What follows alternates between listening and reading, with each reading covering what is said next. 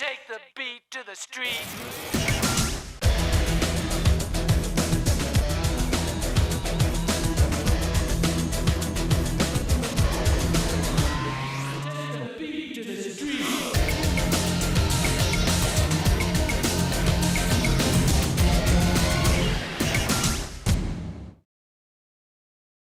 Živijo. Prva marčevska oddaja Brez panike zopet ponuja marsikaj nepozabnega.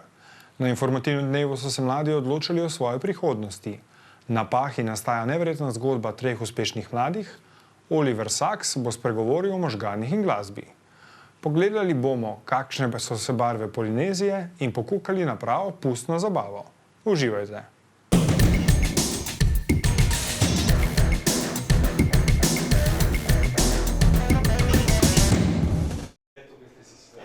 Odločitev, ki je bodo nadaljevali svoje srednješolske izobraževanje, je eno najpomembnejših za slehernega osnovnošolca.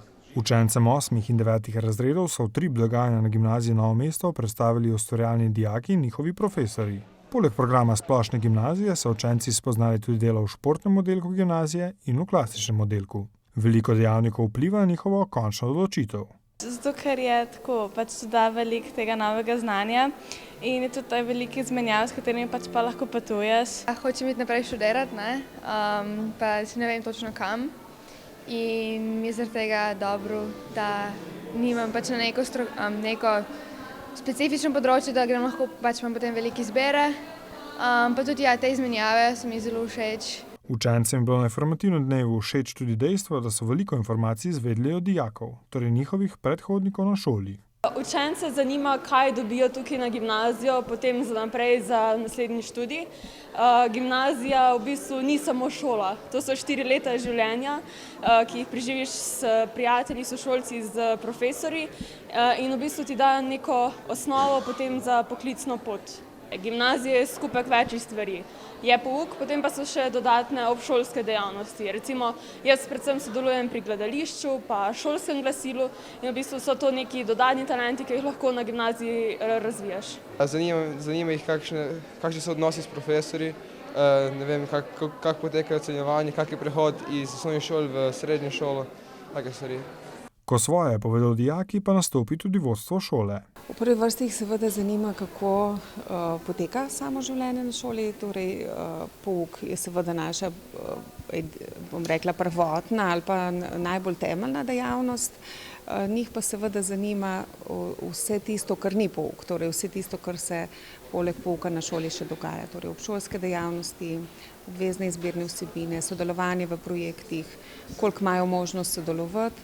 In pa seveda jih tudi zanima potem, kakšne so možnosti za naprej, torej kakšen je uspeh na maturi, koliko so uspešni in kako se potem lahko upisujejo naprej. Čeprav vpis na splošnih gimnazijah v Sloveniji nekoliko pada, pa se to zaradi inovativnih projektov in dobrega dela v novomeški gimnaziji skoraj ne pozna. Jaz mislim, da imamo s tem, ko dobimo najboljše dijake iz regije, da imamo hkrati tudi jasno, da upravljamo svoje poslanstvo, ampak da imamo tudi zelo veliko odgovornost do teh mladih ljudi. In sem prepričana, da je največ, kar šola lahko naredi, seveda poleg kakovostnega pouka, da dijaku omogoči, da razvija svoje potenciale, talente, da se išče, da se najde. In če se najde, je to seveda potem tudi največji uspeh za nas. Dijaki novomeške gimnazije v zadnjih letih dosegajo res odlične rezultate na maturi, kar je glavni dokaz znanja, ki ga osvojijo. Povratne informacije naših dijakov, ki postanejo študentje, o tem, kako uspešni so in ko se primerjajo z dijaki iz drugih šol, povejo, da rabijo manj delati, zaradi tega, ker imajo večjo bazo znanja, več delovnih navad. Ker namen gimnazije seveda ni samo to, da se učijo in da dobijo ogromno znanja, ampak skozi trdo delo in skozi spoznavanje različnih stvari je tisto glavno, kar se zgodi, je to, kar ti skozi to postaneš. In mislim, da lahko rečem, da smo v tem edinstveni. Kmalu na gimnaziji Novo mesto uvajajo tudi pomembno novost. V naslednjem koledarskem letu, torej septembra 2021, bomo vpisovali v mednarodno maturo. Pripravljamo se že eno leto, za nami je že svetovalni obisk iz te mednarodne organizacije. Moram povedati, da so bili navdušeni nad nami in da je svetovalka na koncu rekla, da je vesela, da je dobila našo šolo za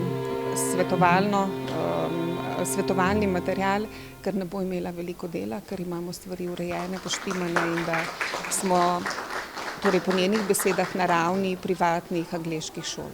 Mi bomo 4. šola v Sloveniji, ki bo dobila ta program, priprave že intenzivno tečejo, komaj čakamo, da se začne, učitelji že hodijo na izobraževanja.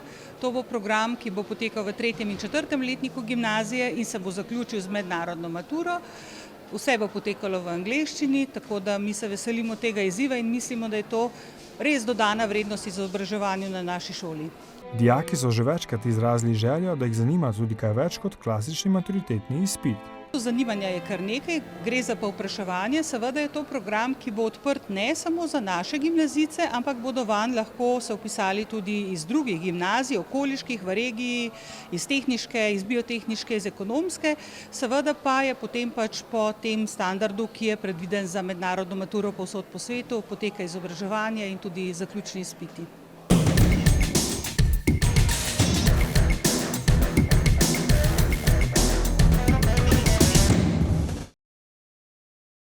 Kaj imajo skupnega Lucija Selak, pevka ansamblu Saša Avsenika, Anže Kupljenik, zmagovalec resničnostnega šova Masterchef in Ana Pavlin, aktualna vinska kraljica Slovenije? Poleg tega, da so zelo mladi in uspešni, so vsi doma iz Pahe pri Otočcu. Trije mladi so se odločili, da povabijo na druženje vaščane in se zahvalijo za vso podporo na njihovi ustvarjalni poti. Za nas sva bile sošolke, Anže je pa mulj v primerjavi z nama, čeprav je višji. Poznamo se blizu. Na Šmarence smo skupaj hodili. Ja, tako, se spomnite? Na Šmarence. Kdo bi si takrat mislil, da bomo enkrat takole, ne? Ja, tako da poznamo se iz osnovne šole. En kup enih talentov je tle, ampak čeprav smo malo bolj v hribih, imamo mrske za početi. Tako da, ne vem, ena spontanost, ne? Tudi sicer so mladi na Pahi zelo aktivni. Nas je kar dost, največkrat se tako, kjer se vidimo, se ponavadi v trgatvah, ker drugače smo itak zaposleni vsak na svojem mestu, ampak kadar pa pride tak moment, kot je današnji, da imamo dejansko nek razlog, zakaj proslavljati, tako da smo pač se potem odločili, da bomo organizirali, povabili vaščane in bomo vsi skupaj pač proslavili ta dogodek. Luciji Selak je bila glasba skoraj položena v zibelko. Od otroštva, ampak je bila vedno za dušo. In jaz zmeraj rečem, da nič ne gre na silo, moraš verjeti. In tako me je tudi sem popeljalo, no? Tako da sem zadovoljna in se trudim za naprej. In tako. Lucija Selak je postala sploh prva pevka v ansamblu Saša Avsenika. To je bila spontana stvar. Jaz nisem nikoli poslušala Avsenikove muzike, ker je tle na Dolenjskem frajtonarca, v bistvu Slak, pa jaz se pišem Selak, ne. V glavnem, ja, to je zdaj dolga zgodba, ne, nimamo toliko časa, da bi jaz to zdaj vse povedala, ampak ja, špilali so na veselici pri nas na Pahi in takrat so v bistvu, smo prišli nekako v kontakt, so videli, da pojem, so rekli, če bi prišla probat in sem prišla na probo in sem rekla, kar bo in zdaj sem tle. Anže Kupljenik je pravi kulinarični virtuoz, ki z leta v leto vedno bolj opozarja nase. Kuharija je moja strast že od malih nog, tako da dejansko že kuham 4. leta, pa se je to počasi postopoma razvijalo. No. Tako da lahko rečem, da šele zadnje 2-3 leta je pa to tako mogoče bolj na profesionalnem nivoju. Zmaga v resničnostnem šovu je povsem spremenila njegovo življenje. Mislim, tako ogromno enega dela, ene prepoznavnosti, enih obveznosti je naporno, ampak luštno in dokler je več plusov kot minusov, pa da je tak pozitiven odziv s strani ljudi, za katere kuham, je to. Zgodba Ane Pavlin in njene ljubezni do vinske kapljice je tudi že dolga. Ko sem spremljala starše, sorodnike, kako so v vsakem, ali je, ne vem, delali z ljubeznijo, kljub temu, da je bilo večkrat veliko odpovedi, ker ko moraš v vinograd, če zamudiš eno škropljenje, gre lahko vse v nič, ampak so še vedno z neko tako ljubeznijo in strastjo hodili, da v bistvu sem tudi jaz to pridobila, v bistvu sem videla, da ni vinogradništvo samo delo, ampak je tudi neka taka strast, neka pot. in tudi nasploh verjamem v potencial vseh slovenskih vin. Ana Pavlin se je najprej okitila z nazivom cvičkove princese, potem pa je postala tudi najpomembnejša vinska ambasadorka v Sloveniji za to leto. V bistvu sem se bolj tako prijavila, če bo, ne, ker moje znanje je bolj z področja turizma, ampak seveda, ne, vino je velik potencial za razvoj našega turizma in tudi zelo zraven pa še kulinariki, tako da bomo mogli to še posebej naslednjo leto izkoristiti, ko bo Slovenija evropska gastronomska regija. Tako da bom tako rekla, vem, da verjamem vina naša in sem zelo vesela, da sem jaz dobila priložnost, da bo mogoče lahko kaj dodala našim vinorodnim deželam in pa vinom. Vsi trije so trdno odločni, da nadaljujejo po začrtani poti. Čim manj hočem načrtovati, drugače pa ja, sigurno bi rada nadaljevala v glasbi. Sicer sem jaz z zdravstvenega področja, sem medicinska sestra, je moj naziv, še delam šolo in tudi končala jo bom. Ampak sigurno bi pa rada nadaljevala, se pravi z glasbo. Mogoče kdaj povezala zdravstvo pa glasbo. No. Zdaj zaključujem študij, potem pa takoj, ko tole zaključam, pa kakšna tujina, izobraževanja, da grem s trendi naprej, pa čez kakšnih par let, kakšen manjši bistro, tako, to je zdaj, to so sanje. No. Ana Pavlin pa svojo prihodnost vidi v vinskem turizmu.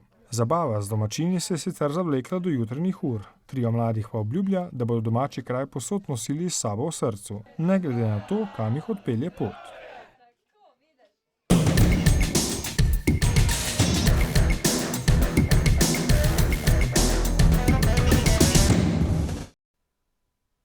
Odgovorov na vprašanje o smislu človekovega bivanja, ki si ga že od nekdaj zastavlja umetnost, znanost in filozofija, se je Oliver Sacks, klinični nevrolog in univerzitetni profesor, najbolj približal v zgodbah o možganih in glasbi.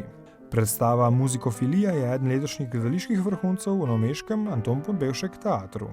Mislim, da vznemirja to, kje se nahaja človek in kaj ti naši možgani delajo. A smo mi to, kar mislimo o sebi, a smo mi to, kar se spomnimo o sebi, ali smo, kaj se z nama zgodi, recimo, ko človeka napade demenca, ko več ne ve, kdo je bil, ko ne prepozna več svojih otrok, ko ne ve, kaj je jedel ta dan. Kaj se zgodi, zakaj recimo se spomni kompletnega in zna odigrati kompletnega Schuberta, ki ga je kdaj. Ali pa zakaj človek sploh ima potrebo po lepem, po umetnosti in v tem primeru po glasbi. Kje je ta center v možganih, ker mi vemo, da nobeno adaptivno, nobeno biološko funkcijo ta vrsta glasbe, recimo, da nima, to v tem delu raziskuje Oliver Sacks. Nam je odpiral pač življenje svojih pacientov in seveda preko glasbe, ker se on tudi sam z glasbo aktivno ukvarjal, njegovi bratje, to so bili vrhunski klavirski virtuozi, njegov oče, po mojem je absoluten posluh, če je hodil po koncertih domov in potem cel repertoar odigral na klavir. Tako da ga je to spremljalo, seveda tudi je bilo to zanimivo pri njegovih pacientih. On je bil sam nevrolog in se ukvarjal z možgani in kje je tisti del v možganih, ki pri gospe, ki pozablja, kaj je jedla za zajtrk, ne pozablja pa, ko se sproti uči klavirski koncert. Recimo, to je en tak čudež. Zgodbe o neverjetni terapevtski moči glasbe ter vztrajnosti glasbenega spomina namreč kažejo, da je glasba močnejša in nevarnejša, kot si sploh lahko predstavljamo, in da igra ključno vlogo pri razumevanju človeka, njegovih možganov in njegove zavesti. Oliver Sacks je en specifičen znanstvenik. Meni se zdi, da je on neka vrsta znanstvenega filozofa. In mi nismo prvi, ker smo se spomnili, da delamo po njegovih teh case studijih neke odrske uprizoritve. On je neka tako rahlo pop zvezda tega nevrološkega sveta. Celo zamerili so mu, da ni dovolj znanstven. Zbiral je celo življenje nenavadne primere vezane za delovanje možganov in opisoval jih. In niso vse njegovi pacienti, nekaj so pisma, ki so mu pol pozneje pisali bralci oziroma ljudje, ki imajo podobne izkušnje. Nekaj so izkušnje njegovih kolegov in obstaja ena kultna predstava Petera Bruha, narejena po njegovem eseju Kako sem zamenjal ženo za klobuk. Ampak obstaja tudi nekaj hollywoodskih filmov in to takih A-produkcije hollywoodskih. Predstava spremlja Olivera Sacksa od njegovih mladostniških let, pa vse do tistih bolj zrelih. Posnetki kažejo, da ga je mladostna vihra zapustila dokaj pozno. Res pa je, da je bil ves čas zelo nemirnega duha, da je ogromno pisal, kar človeka ohranja pri močni možganski kondiciji in da se je ukvarjal z zelo zanimivimi stvarmi v življenju. Vpliv glasbe na možgane raziskovati in to potem tudi praktično na pacientih preizkušati in ugotavljati, kako močen vpliv ima glasba, to zagotovo človeka ohranja živega. Tako da jaz mislim, da je dokaj pozno začel ugotavljati, da se je pravzaprav postaral. Bil je velik športnik, strašno v kondiciji. Njegov sloves je bil glede na področje, s katerim se je ukvarjal, resnično neverjeten. Bil je iz zdravniške družine, oba starša sta bila zdravnika, ampak vsi 4 sinovi so bili pravzaprav zelo dobri glasbeniki, pianisti, on predvsem. In je tudi to najbrž povzročilo, da je ostal na nek način v stiku z umetnostjo stalno in je bil res človek nemirnega duha. Eno ključnih vlog v predstavi ima zagotovo tudi glasba Boštjana Gombača. Tokrat igra na prepariran klavir, to pomeni, da odpre klavir in ne samo na tipke, ampak se zavodi in igra tudi na žice, nekako v srce klavirja pokuka, tam noter meče neke vibrirajoče objekte, ping-pong žogice in ustvarja tako od klasične naprej v neko moderno glasbo. Ponovadi, ko smo imeli kabaretske predstave, sem si odr delil z glasbeniki, tukaj pa z igralci. Mislim, sem se v podobnih situacijah že pojavljal v različnih gledaliških predstavah, ampak super je kombinacija v bistvu in muzike in teksta, tako da, fajn je z igralci biti. Predstava se sprašuje tudi, kje je to mesto v možganih, kjer se glasba nahaja. Aleš Valič igra Olivera Saxa v nekih, recimo, da rečemo temu poznih letih. Se pravi, Olivera Saxa, ki dela rezime vsega, kar je ugotovil in kar je razmišljal v vezi z možgani, nevrologijo, sabo, glasbo, svojim otroštvom, svojim družino, ki je bila blazno glasbena. Aljaž Jovanović igra mlado verzijo Olivera Saxa, se pravi tistega Saxa, ki je verjel, da bo tehnologija, da bo ta vpogled, ta čarovnija tehnološka, ki se je zgodila, da smo mi naenkrat lahko dejansko videli v možgane, da bo to prineslo kakšne odgovore in Saxa, ki odkriva in te svoje pacijente odkriva muzikoterapijo prvič v življenju. Produkcija predstave je delo Anton Podbevšek teatra v sodelovanju s Cankarjevim domom Ljubljana.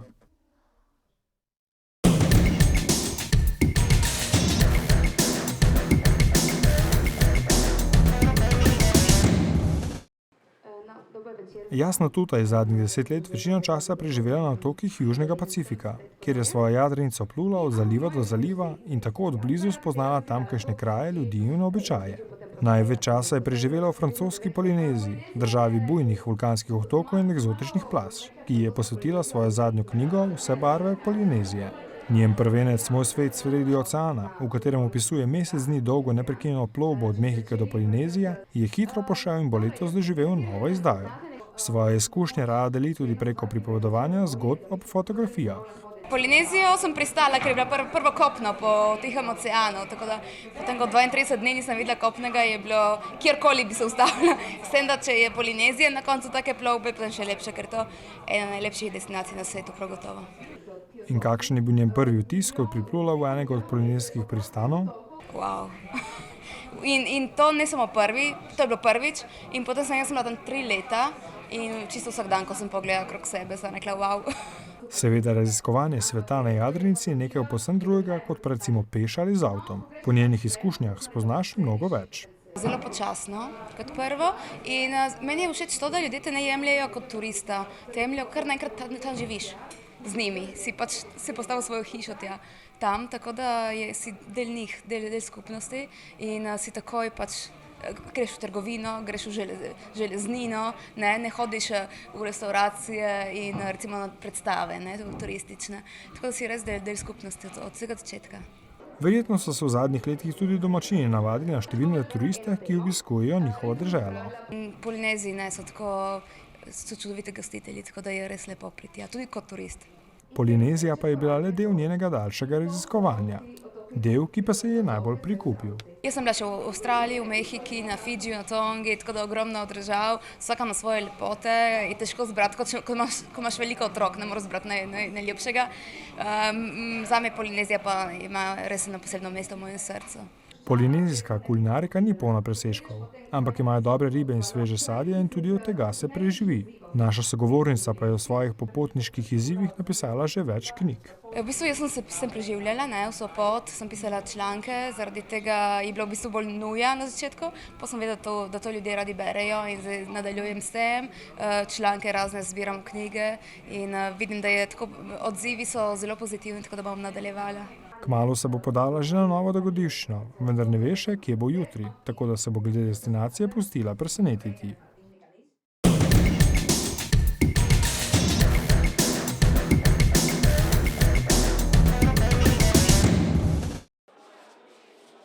Tudi letos je na gimnaziji Novo mesto tamkajšnja dijaška organizacija organizirala izbor najboljše razredne pustne maske. Na pustnem rajanju je bilo veliko plesa in glasbe, za oddelke 3. letnika pa je bila to tudi priložnost za pridobitev šolskega ključa iz rok 4. letnika. Kot je povedala ravnateljica, tokrat pevka Billie Eilish, se dijaki na pustovanju malce sprostijo in zabavajo, a je pustovanje hkrati tudi, bom rekla, vzdrževanje nekih običajev slovenskih, torej vzdrževanje neke kulturne tradicije, če lahko temu tako rečemo, z modernim, inovativnim pridihom, ker se dijaki vsako leto res zelo dobro pripravijo. Pogoj pri organizaciji pustovanja je bil, da so maske skupinske, ker so ravno skupni projekti tisti, ki dijake povezujejo in zbližujejo. Torej ne gre samo za pustno rajanje, ampak je zadaj tudi neka druga agenda, Torej, da dijaki sodelujejo, se dogovarjajo in skupaj nekaj naredijo. Kljub temu, da so gimnazijci že na pragu odraslosti, se radi vsaj za en dan prelevijo vlogo nekoga drugega. Ker vsako leto to iz dijakov izvabi neka ustvarjalnost, izvirnost, neko drugo plat, ki je v bistvu tudi na splošni gimnaziji kar velikokrat pokažemo, ker smo kar kulturna šola, in to je eden izmed takih dni, ko vsak razred dobi priložnost, da v bistvu ustvarja, predstavi neko svojo idejo, pa tudi vsi se nasmejimo in imamo tako en tak polepšan dan. Poleg glasbenih točk in celo poroke so dijaki na Šemljeni prikazali bolj ali manj aktualno družbeno dogajanje. Mi smo v bistvu prvi A in smo se odločili, da skupno masko bomo zdravniki in pa koronavirus. Imamo pa tudi še nekaj samo navadnih ljudi, ki jih v bistvu koronavirus pokonča, pač v naši predstavitvi, ki bo kasneje. Naš razred bo na primer uprizoril trgatev, in bomo naštemljeni v trte, grozdje, potem nas bodo prišli obrat, imamo tudi Prešernove poezije na to temo, plesa. In na tak način pokazali, da smo gimnazijci in je v bistvu prav, da pokažemo, da se lahko tudi sprostimo pa zabavamo, da lahko ohranjamo notranjega otroka v sebi. Živin razred je navdih za preobleko našel v vedrem in zabavnem glasbenem filmu za najstnike v srednješolskem muzikalu, ki so ga priredili v gimnazijsko verzijo. Smo se tako priuredili v gimnazijski muzikal, se pravi v tistem filmu so v bistvu to košarkaši in navijačice in smo to naredili pač v modro-beli barvi, kot je gimnazija. Odločili smo se, da fante oblečemo kar v košarkaške drese naše šole, puncem smo dodali še cofke, kakšne kikelce, tako da smo luškani. In res so bili simpatični, z maskami pa so pokazali veliko mero ustvarjalnosti in domiselnosti. Mislim, da je zdaj ena odlična priložnost, da se pokažemo še v drugi luči, kakor v učenju na gimnaziji, da se malo sprostimo in poveselimo skupaj. Ker so bile pred vrati tudi zimske počitnice, so imeli novomeški gimnazijci še dodaten razlog za veselje. V naslednji oddaji Brez panike, ki bo na sporedu že čez 14 dni, se bomo med drugim pogovarjali z odlično mlado glasbenico Petro Ambrož in vsestranskim ustvarjalcem Miho Brajnikom. Do naslednjič, vse lepo!